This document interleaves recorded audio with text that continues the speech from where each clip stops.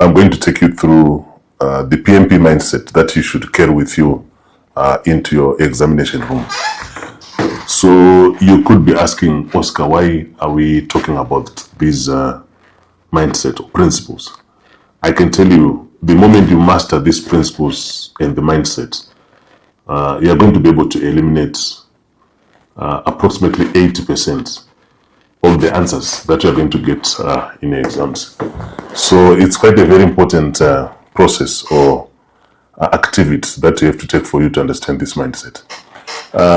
Even if when it comes to scenario questions, these mindsets are going to help you a lot. So let's move on. So now, in this section, we want to cover the PMP exam principles and mindset that you should always have, which I've also used for my PMP exam, and that is how I got to pass it in the first attempt. So let us go through these principles. There are going to be 30 of them that we're going to cover in this video. So the first one, the first principle that we have to think about, that we have to study here, is to always think like a servant leader.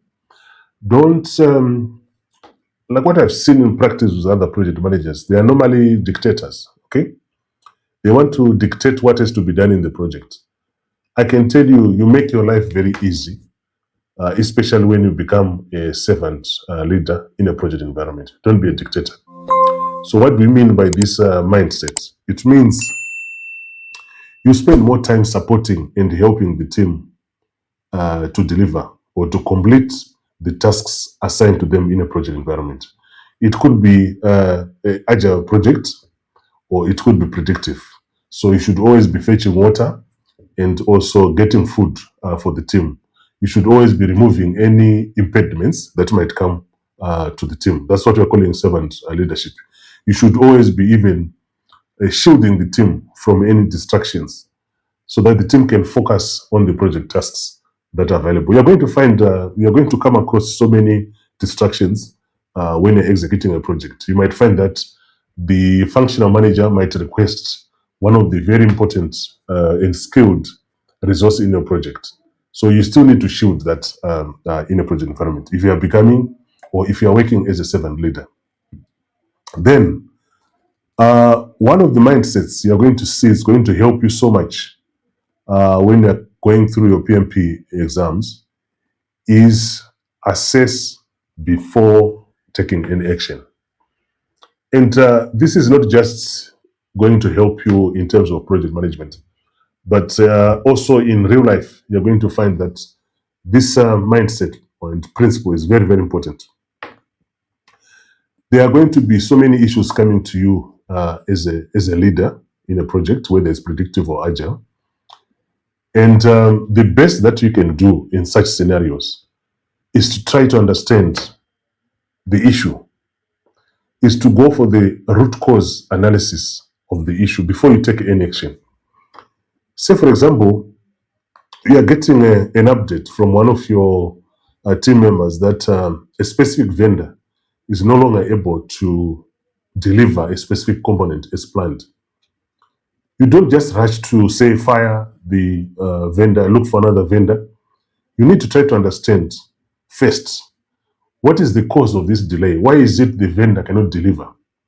That is very, very important. So once you understand that, you are able to come up with a better solution to resolve the issue. So assessing a situation, assessing a scenario, assessing the environment, assessing whatever is coming to you as a project manager before you take action is one of the very important mindsets that is going to help you. And I can tell you, even in your exam, it's going to also help you to eliminate so many wrong answers. And in most cases, you're going to be left with two, which you have to choose, which means you have to go back to the question, try to understand, and then you choose the right one. But probably 2 or 3 of those answers you can eliminate using this particular mindset. You're going to see it when we go through some examples of these practice questions. Number 3, you should always collaborate before escalating. This is very important. As a project manager, you work with your team, you work with your vendor, you work with all your stakeholders before you actually think of escalating. What I'm saying here is, us as project managers, we should put some effort to try to resolve the issue before escalating either to HR, to sponsor, to project board, to steering committee, or to whoever. So escalation should be the last resort. Try to collaborate with the stakeholders. Try to collaborate with your team. Try to understand the causes of the problem. Remember our mindset, number one, think like a servant leader. Now, mindset number two, think, assess before taking action. So instead of just pushing to escalate an issue, try by all means to collaborate with the team, brainstorm, try to understand what solutions can be applied, what alternatives can be applied before you escalate. Number four, solve problems at lowest and appropriate levels. Okay, so this is also linked to the previous mindset, which is also collaborating. So where it's applicable, work with the team to solve the problem.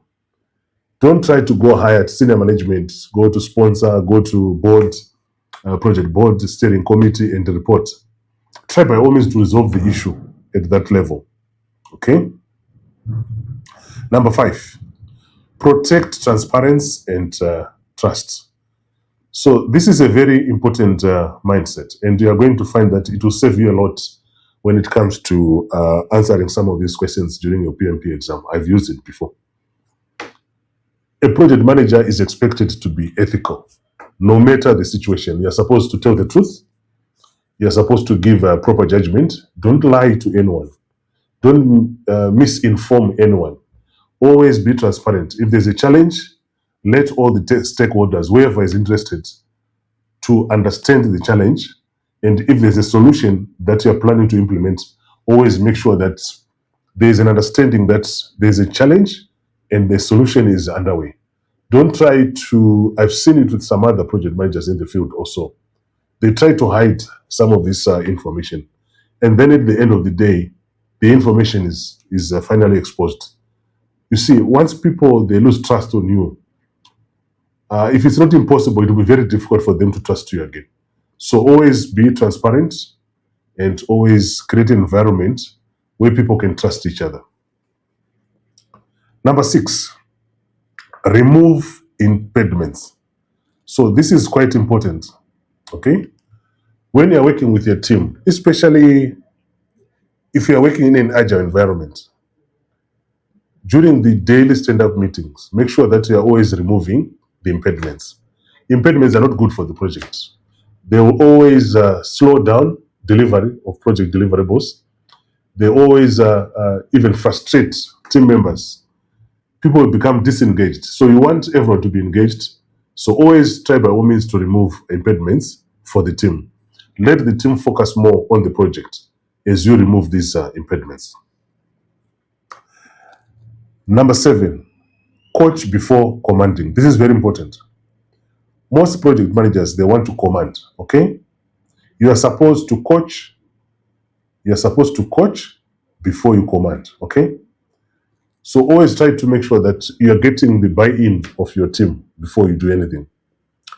And I can tell you, this mindset is very helpful when it comes to answering some of the questions. You're going to see, or as you practice, you're going to come across some questions where you have to command.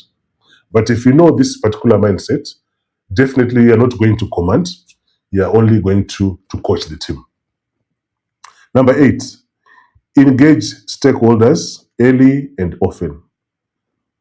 This is a very good mindset in a project environment, not just for PMP. Stakeholder engagement should be throughout the project. Don't make a mistake I've seen with other project managers.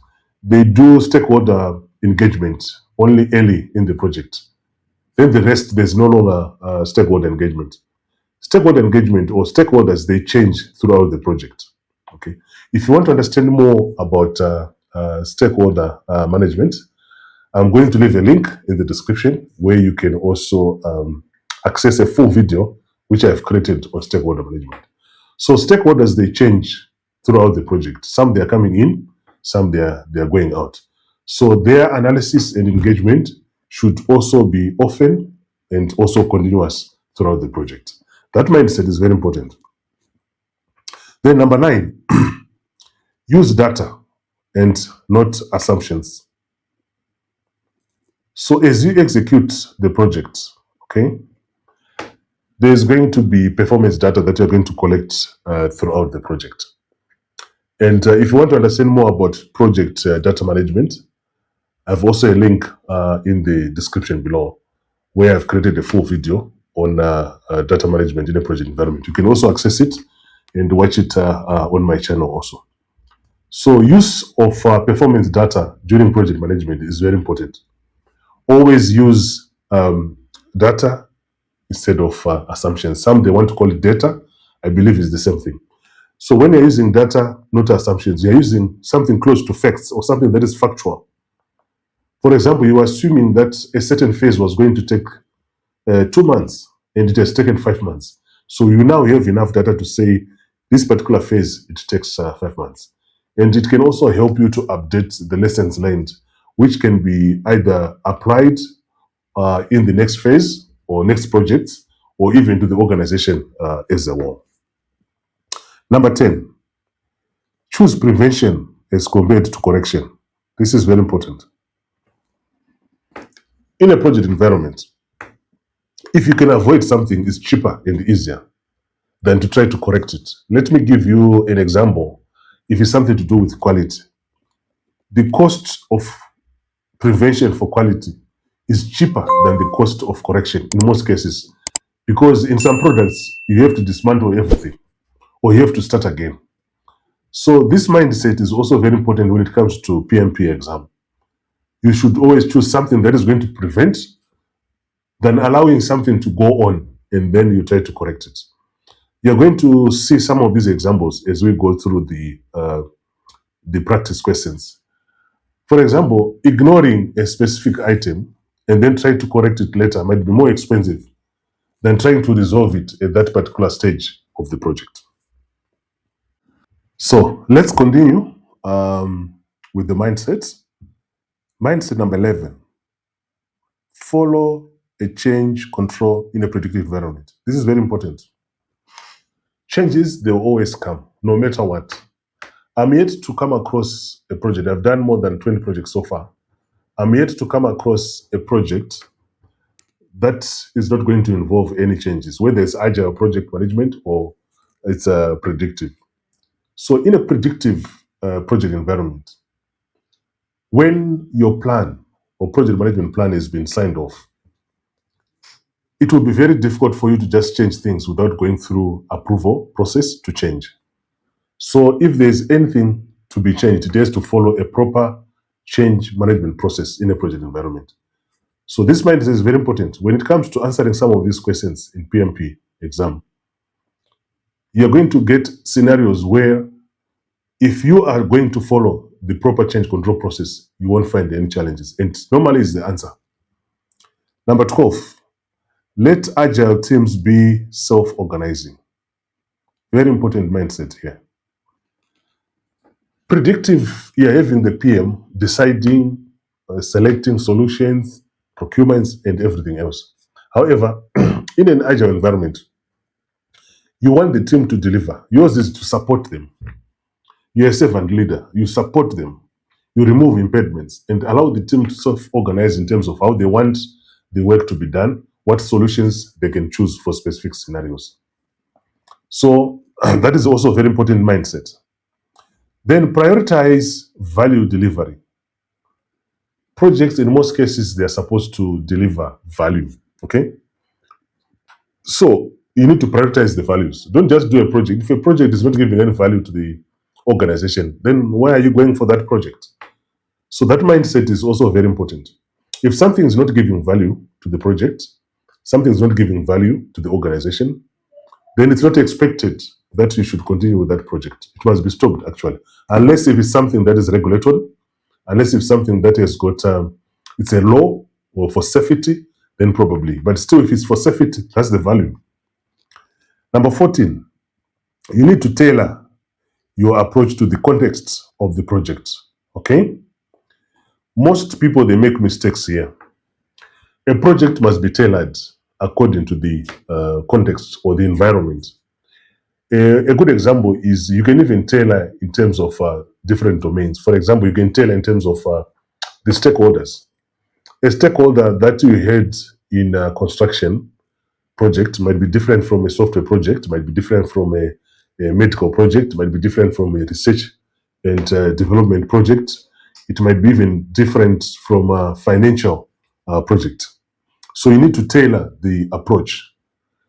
Say, for example, you want to use agile. You need to tailor agile to a specific project environment. In some cases, you want hybrid. You don't need to take everything that you have seen in PM book. So this mindset also is very helpful when it comes to answering some of the PMP questions. Number 15, update plans and artifacts when information changes. This is very important, especially in predictive environments. Most of the plans, the strategies, the documentation is actually done upfront. But you find that things can change. I've also seen some cases where even a project charter is actually changed because the objective of the project has changed. And even some of the products have changed. Okay? So as you get more information, as information changes, always make sure that you're updating the plans. And this is quite important, especially when you take the concept of progressive elaboration. The more you get into the project, the more some of this information become very clear. So that is why you find most of the processes, you have the inputs, tools and techniques, and then outputs. You find on the output side of it, most of the processes, you're actually updating specific records. And remember, where you're supposed to get a change approval to change a specific plan, say for example, scope management plan or procurement management plan, always make sure that you get that approval. So artifacts and plans should always be updated throughout the project as more and more information becomes very clear. Number 16, you need to manage risks proactively. Managing risk is very important. It is actually the responsibility of the project manager or agile project manager or even scrum master. You need to manage risk. Risk is just uncertainty in the project, something that can happen in the future, and it can affect the project positively or it can even affect it negatively. I'll also leave a link in the description where you can access a full video on how to manage risks in a project environment. So you need to do it proactively. How do you do it proactively? Don't make a mistake. I've seen some project managers, they only review risks when they want to produce a report for senior management or for the project steering committee or project board. No, don't do that. You have some frequency, some rhythm of making sure that you're doing a risk review after a certain period. It could be weekly, it could be after every sprint, it could be after every week if it's a predictive environment, or it could be after every release. It all depends, but make sure that proactively you are looking at the risks, what can go wrong that can affect the delivery of the project products or deliverables. So this has to be proactive. This is very, very important. It's going to help you when it comes to PMP exams also. You're going to get so many answers, but one of them might be very clear in terms of proactive management of risks. Then also communicate based on stakeholder needs. Stakeholders, they have different communication needs.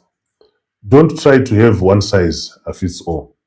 I can tell you a finance stakeholder and an ICT stakeholder, they might have different needs in terms of communication. They might want reports with specific information over a specific period or with a certain frequency. So always make sure that the communication is based on the stakeholder needs.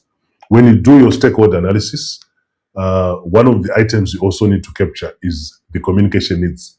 You find there are certain stakeholders, email is enough for them as a form of communication. There are others where they need face-to-face.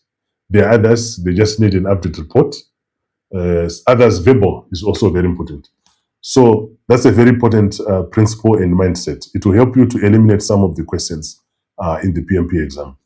Number 18, understand the root cause before you act. Okay, remember our mindset number 2, assess before you act. This one you also need to understand. The advantage of understanding the root cause is you end up resolving the problem than resolving the symptoms. If you don't understand the problem, in most cases, you end up resolving the symptoms. So you are going to get so many of these questions in PMP exam where you have to identify the root cause as an answer. In most cases, you'll get it right. Number 19, never ignore compliance or ethics. This is very important. Compliance can even lead to very serious consequences, either for the organization or even for the project. So always make sure that you understand the implication of either new laws, new regulations throughout the project.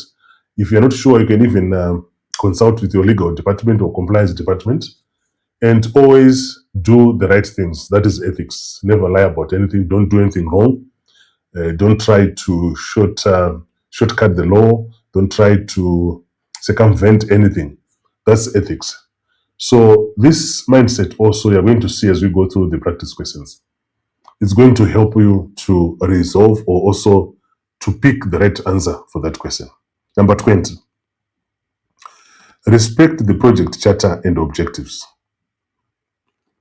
Okay, project charter, it will give you a high level understanding of the project, high level. But as you go deeper into the project, you begin to pick and understand more details about the project and objectives. If you want to understand more about project charter, I've also done a full video, the link in the description. You can also go through the video. It explains more about project charter. It's a long video, but I believe it's also very helpful. So the reason why you should respect it is throughout the project, you should be able to check the project deliverables, project progress, the objectives. Is this still viable? Say, for example, you wanted to be a pioneer in producing a certain product, and now there's a new competitor who is already in the market. You also need to do that assessment. Your objectives, is it still going to be pioneer or is going to be competitive? How are you going to make yourself to be better than the competitor in the market? So always make sure you respect the project charter and the objectives of the project. So let's proceed. Let's proceed. Number 21, use retrospective lessons learned continuously. The purpose of retrospective, which is normally done after every iteration, is to pick any lessons that you can apply either to the project or even to the next iterations or release that is going to come. So always make sure that you use them so that you can improve continuously. Number 22, facilitate consensus where it's possible. This is very important. In project management, consensus is a very important situation to have. Let the team agree on what has to be done. That gives some form of ownership. It gives some form of responsibility. So when you're answering the PMP exam questions, where you see facilitation of consensus is most likely going to be the answer. But you need to understand the question first. Otherwise, they might use that word, facilitate, where it's not applicable. Number 23, do not jump into firing, replacing, or blaming anyone. Okay, this is very important. As a project manager, firing is the worst thing that you can do. Blaming someone without understanding what is the issue is something that you can do. You should always be working with the team. Work with the team. Work with the team to get things right. Work with the team to brainstorm. Work with the team to get solution.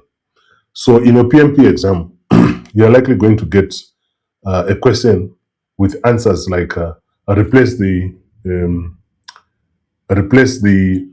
team member or even replace the vendor. It's unlikely going to be the answer. So you also need to make that judgment in an exam. Then number 24, always train and coach where you have performance gaps. So there's a process of develop your team in the execution process group. So how do you develop your team? You first need to do an assessment of the skills that we have within the team, and where you have some gaps, always try to make sure that you actually you actually bridge those gaps. If the skills are not available, make sure your team is trained. The best that you can do as a project manager is to train your team. Number 25, protect the team from unnecessary disruption. You're going to see that your team is going to be tempted to be distracted from their current focus by a lot of things. And in most cases, it will come from functional managers because those are their bosses. They might request them to do one or two things. Or in most cases, they might be distracted by conflicts. So you should always make sure that you are also managing conflicts in the project environment. This is very important for answering your question. If there's something that is going to disrupt your team, make sure that it's unlikely going to be the answer. Number 26, agile involves product owner for prioritization.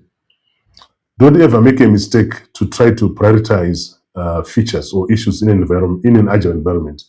This has to be the responsibility of the product owner. You might find some cases where the product owner might be resistant. Maybe they're coming from a predictive environment. Your responsibility as an agile advocate, as a project manager, is to make sure that you educate them or you even train them on the benefits of prioritizing these issues. So in your exam, you might you might find some of these answers coming in, and if it's something that is going to help or that is going to define that the product owner is the one to prioritize, most likely it's going to be the answer. In predictive, you use the CCB for baseline changes. CCB is a change control board. So in a predictive environment, we have the change control process is actually a complete process. And if there's anything else that has to be changed, it has to go through the CCB, which is what is being referred to. So your mindset should make sure that if there is a predictive environment, CCB changes should also be considered, or approvals. Number 28, keep the benefits and business value visible. So each and every opportunity you get to sensitize people about the benefits and the value of the project, make sure that that is also explained and is very clear. So this mindset is very important. Business benefits and also the key benefits that you have. Remember, the key benefits, you get them from the benefits analysis, the benefits realization plan that you're going to create, that is going to be created before the project, and which you're going to reference in a project charter. Number 29, you need to balance people, process, and also business outcomes. So this is a very important mindset, especially when it comes to choosing your PMP answer. You need to balance between people, process, and also business outcomes. If there's something that is going to come to you either as an issue or as a challenge, you have to look at it, whether is it people issue, is it process issue, and how does it affect the business outcome. If it's something that is going to be having an impact, then it means you have to focus more. If it's something that is a conflict but is going to affect even the business outcome, then you also need to manage that. Then we have number 30. Pick an answer, okay, which is calm, ethical, and will do first. Okay, so pick the answer a calm, ethical PM would do first. So you're going to get some questions which are going to assess you in terms of what should the PM do first. Okay, so for you to get the right answer, you need to look for something that shows some ethics from the PM side. So this mindset is also very important. Ethical PM would do first. So as we go through these mindsets, you're going to understand and appreciate what exactly do we mean by this. We're going to go to do some practice questions on these 30 mindsets or principles. And for each and every principle, we are going to go through one practice question so that you can see the application of that.